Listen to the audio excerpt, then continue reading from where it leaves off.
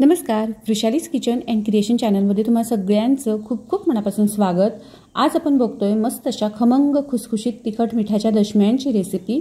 या दशम्या करायला अगदी सोप्या आहे, घरातील उपलब्ध साहित्यात बनवून तयार होतात आणि केल्यानंतर 3 ते 4 दिवस आरामात टिकतात सुद्धा। त्यामुळे कुठल्याही लांबच्या प्रवासाला जायचं असेल तर तुम्ही नक्कीच ह्या दशम्या सोबत घेऊ शकता।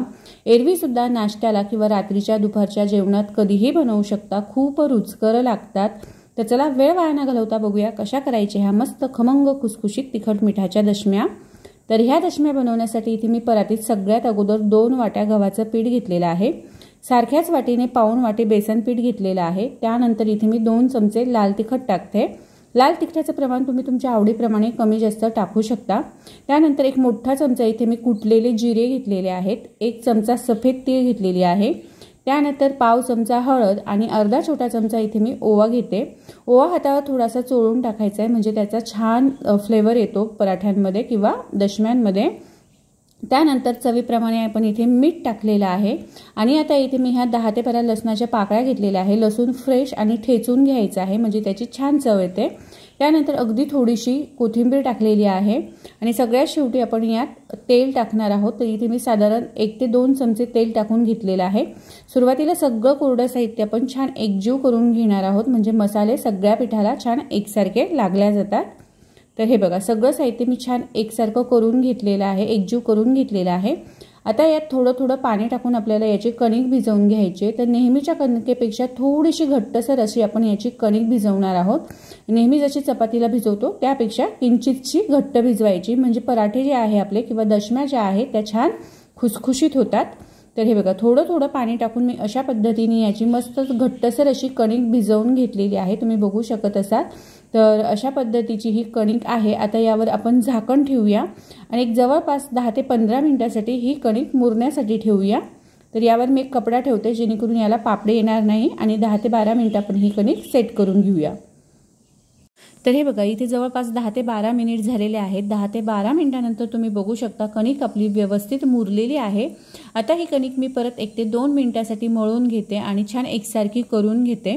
तर हे बघा, कणिक माझी मळून झालेली आहे। आता ह्या कणकेचे मी उंडे तयार करून घेणार आहे। तर रोजच्या चपात्यांचे जसे आपण उंडे करतो त्याच आकाराचे इथे मी उंडे तयार करून घेतलेले आहे। सगळे उंडे इथे मी बनवून घेतलेले आहे। आता याच्या मी दशम्या लाटून घेणार आहे। तर दशम्या लाटण्यासाठी इथे गव्हाचं पीठ घ्यायचे, तयार उंडे गव्हाच्या पिठात घोळवून घ्यायचे आणि याच्या दशम्या लाटून घ्यायच्या। दशम्या लाटताना खूपच जाड किंवा मग अगदीच पातळ न लाटता साधारण मध्यम लाटायच्या आहे, म्हणजे दशम्या आपल्या बऱ्याच दिवस टिकतात। तर हे बघा, अशा पद्धतीने मी व्यवस्थित अशा ह्या सगळ्या बाजूंनी एकसारख्या याच्या दशम्या लाटून घेतलेल्या आहे। तुम्ही या दशम्यांची जाडी बघू शकता, अगदीच पातळ नाही किंवा मग खूप जास्त जाडही नाही, अशा पद्धतीच्या ह्या दशम्या आहेत। तर राहिलेल्या ज्या दशम्या आहेत त्या सुद्धा मी अशाच पद्धतीने इथे लाटून घेतलेल्या आहेत। आता ह्या दशम्या आपण भाजून घेऊया। तर दशम्या भाजण्यासाठी इथे मी तवा गरम करून घेतलेला आहे। तव्यावर थोडंसं तेल पसरून घ्यायचं आहे। तेलाऐवजी तुम्ही इथे तुपाचा सुद्धा वापर करू शकता। तयार दशमी आपल्याला तव्यावर टाकायची, वरची साईड थोडीशी सुकली की मग आपण याची साईड चेंज करून घेणार आहोत आणि आलटून पालटून छान दोघंही बाजूने आपल्याला तेल लावून ह्या दशम्या खरपूस होईपर्यंत भाजून घ्यायच्या आहे। गॅसची फ्लेम आपल्याला मीडियम टू हाय ठेवायची आहे आणि मीडियम टू हाय फ्लेमवर अशा पद्धतीने तेल लावत आणि आलटून पालटून खरपूस होईपर्यंत ह्या दशम्या आपण भाजून घेणार आहोत। तर अशा पद्धतीने केलेल्या ह्या दशम्या 2 ते 3 दिवस आरामात टिकतात आणि मस्त रुचकर लागतात। तर तुम्ही सुद्धा अशा पद्धतीचे ह्या दशम्या करून बघा। तर हे बघा, इथे मी दशमीला दोघंही साईडने तेल लावून घेतलेलं आहे आणि मस्त खरपूस भाजून घेतलेली आहे।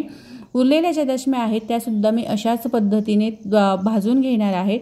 तर इथे आपल्या मस्त 2 ते 3 दिवस टिकणाऱ्या खमंग रुचकर खुसखुशीत दशम्या तयार आहे। तुम्ही सुद्धा अशा पद्धतीच्या ह्या दशम्या नक्की ट्राय करून बघा।